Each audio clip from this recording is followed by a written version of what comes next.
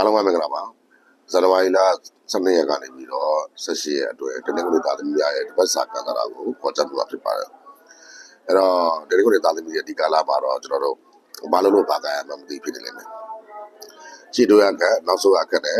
ကြောင်နေလိမ့်မယ်ပြီးတော့ဟိုအလောအကောင်တို့ဒီအလောအကောင်တို့နဲ့လည်းအခြေပေါ်သွားတယ်ပြီးတော့စိတ်တဲ့တအားလေးတွေလိမ့်မယ်နော်ပြီးတော့ဘာရင်လဲမဟုတ်ဘဲနဲ့စိတ်ထဲမှာတင်းကျပ်နေတာတွေမောကျပ်နေတာတွေအဲ့ဒါမျိုးတွေ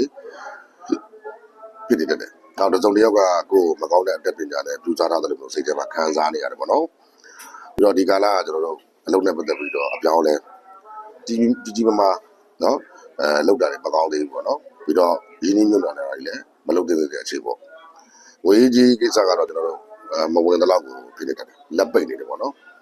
ကျွန်တော်တို့ဝယ်လည်းမြဲမှာမဟုတ်ဘူးပေါ့ဒီလိုအချိန်မျိုးမှာသတိထားဖို့ကတော့လက်ထဲမှာ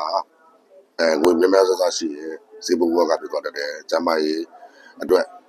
ကောင်းရတယ်နော်အဲ့တော့